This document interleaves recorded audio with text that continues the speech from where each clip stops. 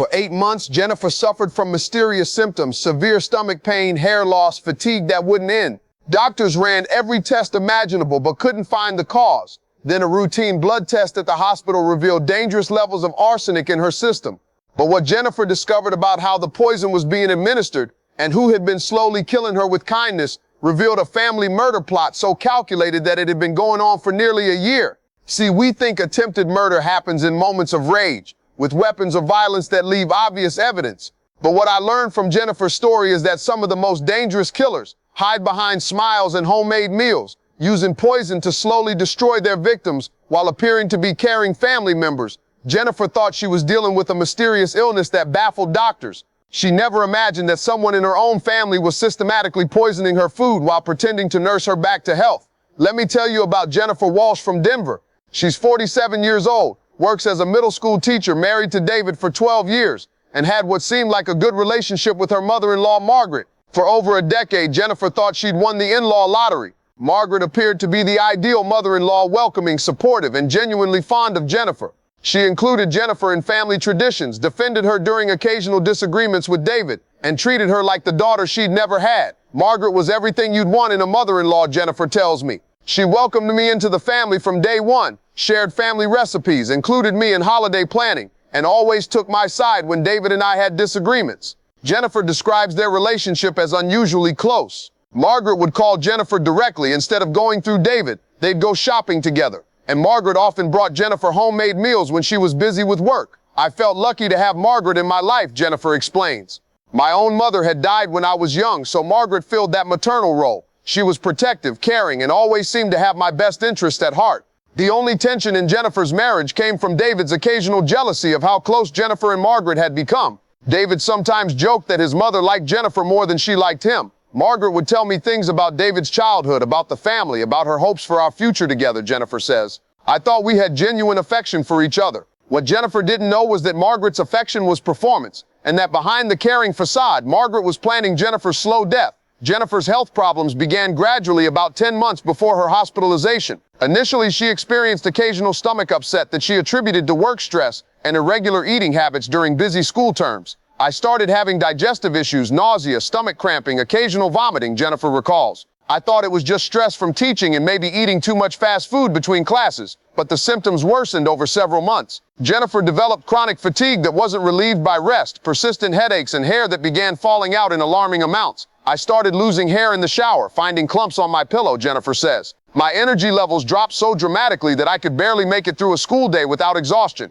Jennifer consulted multiple doctors, underwent extensive testing, and tried various treatments for what seemed like a mysterious autoimmune condition. Blood work showed signs of organ stress, but no clear diagnosis emerged. Doctors tested me for everything: lupus, thyroid disorders, celiac disease, heavy metal exposure from teaching supplies, Jennifer explains. Nothing explained the combination of symptoms I was experiencing. During this period, Margaret became even more attentive and caring. She brought Jennifer homemade soups when she was too sick to cook, offered to help with household tasks, and expressed constant concern about Jennifer's declining health. Margaret was my primary support system during those months, Jennifer says. David was worried but didn't know how to help. Margaret was the one who brought me meals, checked on me daily, and encouraged me to keep seeing doctors. Jennifer was grateful for Margaret's care and never suspected that her mother-in-law's increased attention coincided exactly with her declining health. Jennifer's condition deteriorated dramatically in month 8 of her illness. She was rushed to the emergency room when she collapsed at school, unable to stand due to weakness and disorientation. The ER doctor took one look at my symptoms and ordered comprehensive toxicology testing, Jennifer recalls.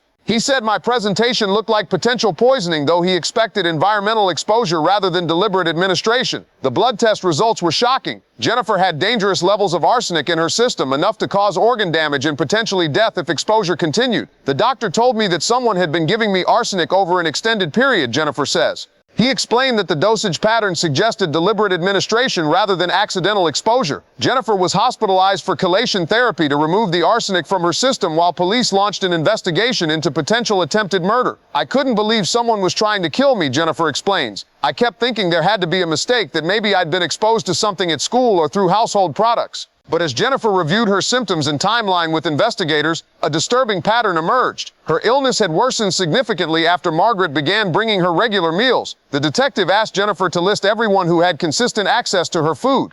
The list was short: David, Margaret, and herself.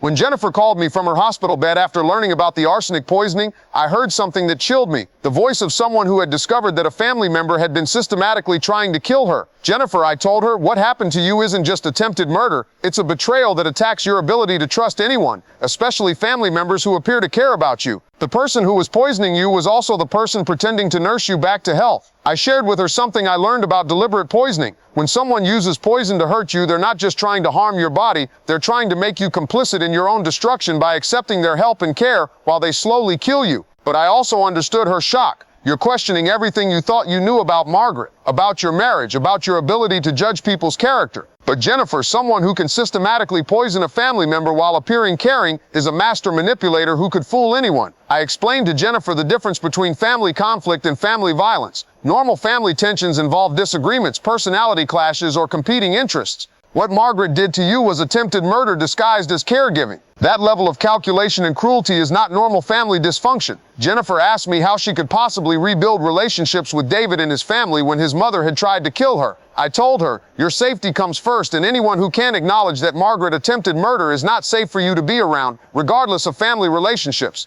Over the next several months, Jennifer and I worked together on what I call survival recovery from family violence, healing from attempted murder by a family member, while navigating the complex dynamics that arise when other family members deny or minimize the attempted killing. First, we address Jennifer's physical and emotional recovery. Your body needs time to heal from months of poisoning, and your mind needs time to process that someone you trusted was systematically trying to kill you. Both types of healing require professional support. Jennifer worked with medical specialists to address the organ damage from arsenic exposure while also starting therapy to process the trauma of family-perpetrated violence. Second, we prepared for the legal proceedings. Pressing charges against Margaret isn't just about justice, it's about establishing legal consequences for attempted murder and protecting yourself from future attacks. Jennifer worked with prosecutors to build a case against Margaret, though proving deliberate poisoning presented significant legal challenges. Third, we addressed the family dynamics. David and other family members may choose to protect Margaret rather than support you. You need to be prepared for the possibility that seeking justice for attempted murder could cost you these relationships. 6 months after her hospitalization, Jennifer made one of the hardest decisions of her life. She divorced David when he refused to cut contact with Margaret and insisted that Jennifer was overreacting to what he called his mother's mental health issues. I realized that David was more committed to protecting his mother than protecting his wife, Jennifer explains. Even with medical evidence that Margaret had poisoned me, David wanted me to forgive and forget so we could keep the family together. The breakthrough came when Jennifer understood that her survival required cutting ties with anyone who minimized the attempted murder or maintained relationships with Margaret. I couldn't stay married to someone who thought attempted murder was a family issue to work through rather than a crime to prosecute, Jennifer says.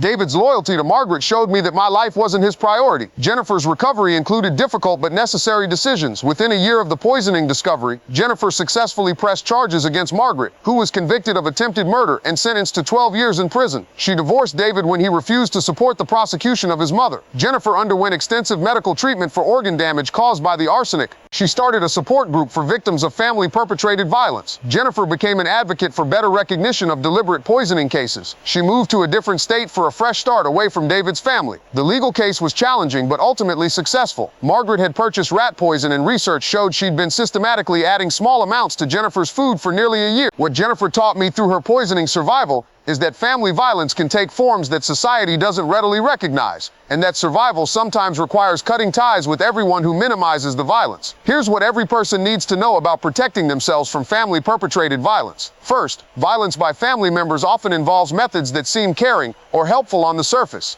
Be suspicious of anyone whose help correlates with your declining health or well-being. Second, when someone attempts to murder you, other family members may choose to protect the perpetrator rather than support the victim. This is especially true when the violence is subtle or hard to prove. Third, deliberate poisoning is more common than people realize, particularly in family settings where perpetrators have regular access to victims' food and can disguise the violence as caregiving. Fourth, trust your body when symptoms don't make medical sense, especially if they correlate with specific people's presence in your life or their help with food preparation. Fifth, legal prosecution of family violence can destroy family relationships, but protecting violent family members destroys victims. Choose your safety over family harmony. Sixth, recovery from family-perpetrated violence requires cutting contact with anyone who minimizes the violence or maintains relationships with the perpetrator. Seventh, family members who can attempt murder while appearing loving are master manipulators who can convince others that victims are overreacting or lying. Eighth, document any suspicious patterns between your health problems and specific family members' involvement in your food or care. If you're experiencing mysterious health problems that coincide with certain family members' increased attention or care, remember what Jennifer learned. Trust your instincts and seek independent medical evaluation,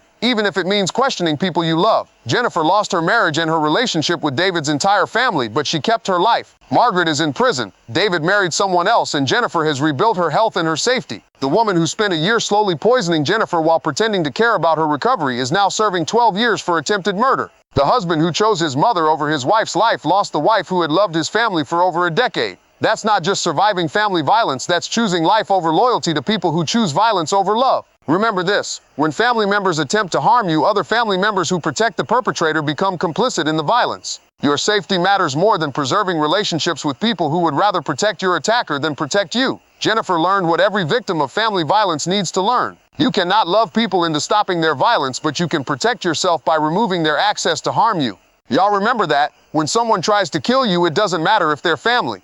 Your job is to survive, seek justice, and protect yourself from anyone who would choose the perpetrator's comfort over your safety. Family loyalty that requires you to accept violence isn't loyalty, it's complicity in your own destruction.